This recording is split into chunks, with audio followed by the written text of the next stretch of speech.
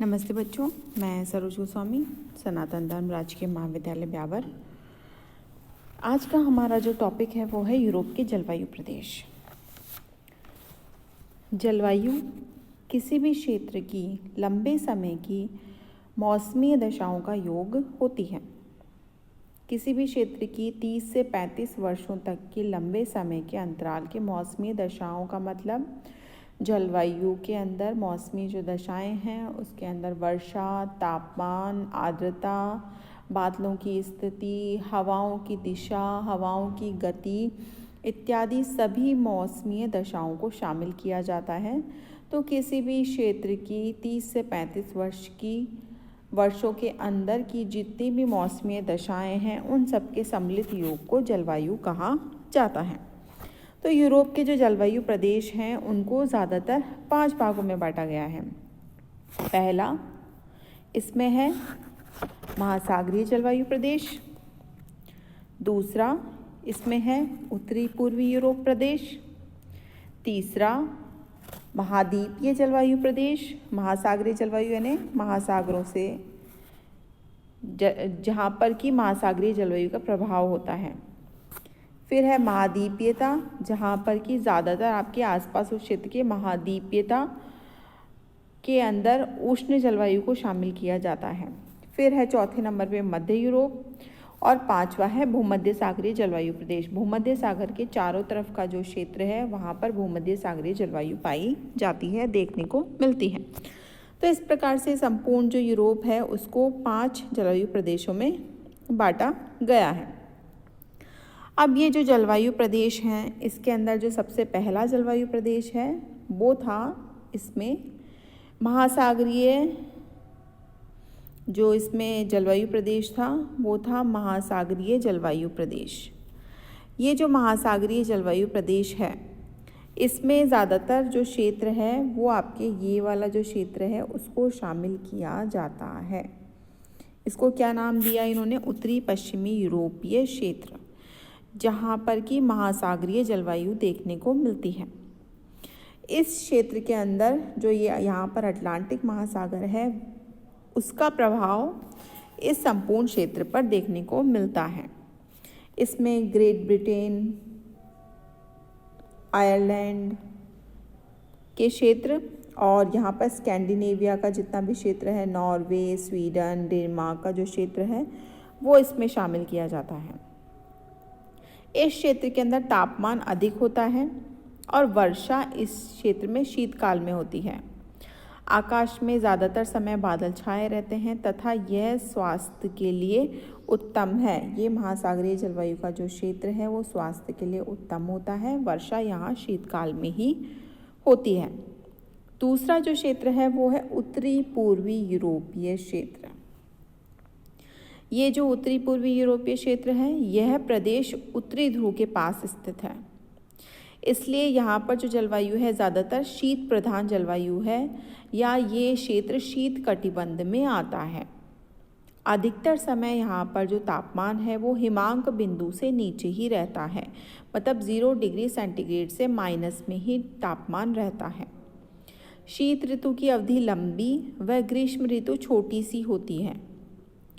वनस्पति ग्रीष्म ऋतु के उस छोटे से समय में ही विकसित होती है और ठंडी जलवायु के कारण यहाँ पे जो मृदा है ज़्यादातर बर्फ़ से ढकी हुई रहती है या फिर जो मिट्टी है वो अनुपजाऊ मिट्टी इस क्षेत्र में देखने को मिलती है। उसके बाद आता है महाद्वीपीय जलवायु वाला क्षेत्र। ये वाला जो क्षेत्र है वो हम महाद्वीपीय जलवायु वाले क्षेत्र में शामिल करते हैं। इसको पूर्वी यूरोप का नाम भी दिया जा सकता है। इस पूर्वी यूरोपीय जलवायु प्रदेश में ये कहा जा सकता है कि इसका विस्तार यूरोपीय रूस, रोमानिया और पोलैंड में है। इस प्रदेश पर समुद्री प्रभाव नगण्य पड़ता है क्योंकि ये चारों तरफ से आपके स्थलीय भाग से घिरा हुआ है, इसलिए यहाँ पर इस क्षेत्र के अंदर महाद्वीपीयता देखने को मिलती है। सागरीय भाग से ये जो क्षेत्र है वो कटा हुआ सा है। इस प्रदेश पर समुद्री प्रभाव नगण्य है। शीतकाल में यहाँ का जो तापमान है वो 0 डिग्री सेंटीग्रेड तक पहुँच जाता है, जिसके कारण कि इस क्षेत्र में हिमपात भी होता है। लेकिन जो वर्षा है वो ग्रीष्मकाल में ही होती है। वार्षिक तापांतर बहुत ज़्यादा होता है क्योंकि शीतकाल में तो तापमान 0 डिग्री सेंटीग्रेड तक पहुंच जाता है और ग्रीष्मकाल में जो तापमान है वो 0 डिग्री से काफ़ी ऊपर रहता है। तो इसलिए जो वार्षिक तापांतर है वो इस क्षेत्र में ज़्यादा देखने को मिलता है। उसके बाद में आता है आपका मध्य यूरोपीय क्षेत्र। ये जो मध्य यूरोपीय क्षेत्र है, ये मध्य यूरोपीय क्षेत्र, यहाँ पर आपको ये वाला जो क्षेत्र है आपके, ये मध्य यूरोपीय क्षेत्र है। इसके पूरब की तरफ उत्तरी पश्चिमी क्षेत्र, फिर उत्तर की तरफ उत्तरी पूर्वी जलवायु क्षेत्र और पूर्वी जलवायु क्षेत्र, और नीचे भूमध्य सागरीय। तो ये ठीक मध्य में स्थित होने के कारण इसे मध्य यूरोपीय जलवायु प्रदेश भी कहा जा सकता है। महाद्वीपीय और महासागरीय जलवायु प्रदेशों के मध्य में स्थित है ये। इसमें स्वीडन, पश्चिमी Poland, Germany, Austria, Hungary, Czechoslovakia, Switzerland, Romania, Bulgaria, Yugoslavia, इन क्षेत्रों को शामिल किया जाता है। इन क्षेत्रों में वर्षा कम होती है। अधिकतर वर्षा ग्रीष्मकाल में पछुआ पवनों के कारण होती है। वर्षा की मात्रा पश्चिम से पूरब की ओर, आपके पश्चिम से पूरब की ओर जो वर्षा की मात्रा है वो कम होती जाती है। ऐसी जलवायु दशा के कारण रोमानिया और हंगरी का क्षेत्र मक्का उत्पादन के लिए विख्यात है। तो ये आपके मध्य यूरोपीय जलवायु प्रदेश था। इसके बाद में जो दक्षिण का क्षेत्र है वो है भूमध्य सागर के चारों तरफ फैला हुआ क्षेत्र, जहाँ पर कि भूमध्य सागरीय जलवायु देखने को मिलती है। यूरोप का भूमध्य सागरीय जलवायु प्रदेश इस प्रदेश में आता है। यहाँ पर स्पेन, पुर्तगाल, इटली, फ्रांस का दक्षिणी क्षेत्र, आपके फ्रांस का दक्षिणी क्षेत्र, इटली, यूनान, युगोस्लाविया, बल्गारिया, टर्की के जो क्षेत्र हैं वो इसमें शामिल किए जाते हैं। वर्षा अधिकतर यहाँ पर शीतकाल में ही होती है।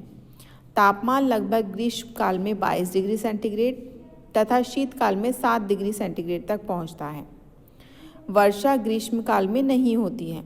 भूमध्य सागरों से उत्पन्न होने वाले चक्रवातों से अधिक वर्षा होती है।